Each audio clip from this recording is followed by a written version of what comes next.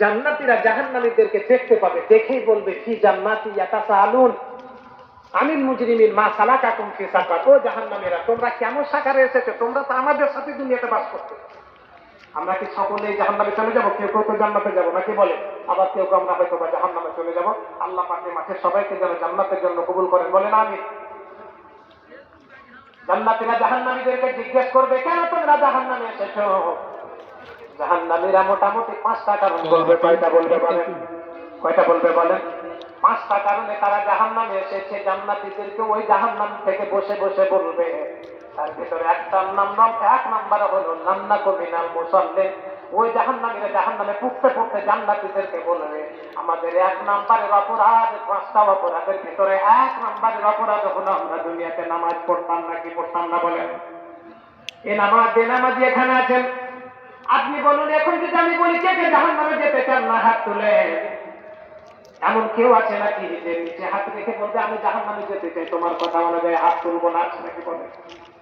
তাহলে জাহান্নামে যেতে না চাওয়ার জন্য যদি হাত তুলে বসে থাকে, জাহান্নামীরা নিজ মুখে বলবে 1 নম্বর কারণ হলো আমরা জাহান্নামে এসেছি নামাজ না পড়ার কারণে। এই মজলিসের ভেতরে আমাদের দাঁড়িয়ে থাকলে আপনার আমার পাড়া প্রতিবেশী সবার উপরে আমার দাঁড়ান থাকবে। সেই কারণে জাহান্নামীরা জাহান্নামে হয়েছে 5টা কারণের ভেতরে 1 নম্বরে হচ্ছে তারা দুনিয়ার জীবনে নামাজ পড়তো নাকি পড়তো না বলেন? এই নামাজটা পড়বে না নিয়ে আলোচনা করবো না, আজকে বহু জায়গায় এই নামাজের উপর আলোচনা করেছি।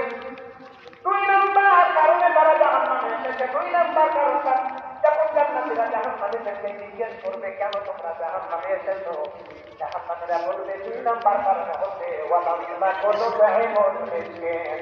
2 নম্বরের কারণ হলো দুনিয়াতে আমি কখনো খাবার দিতাম না। কি দিতাম না বলেন? খাবার দিতাম। আপনি ডিসকভারিতে করেন, আপনি কোটি কোটি টাকার সম্পদের মালিক, আপনি যদি সুসন্তান হন, ওই আত্মা আল্লাহর জন্য যথাসাধ্য আপনার অ্যাবিলিটি অনুযায়ী আপনি দান করবেন। আমাদের অবস্থা বলতে খারাপ একটু কম হবে, আমাদের অবস্থা ভালো হবে।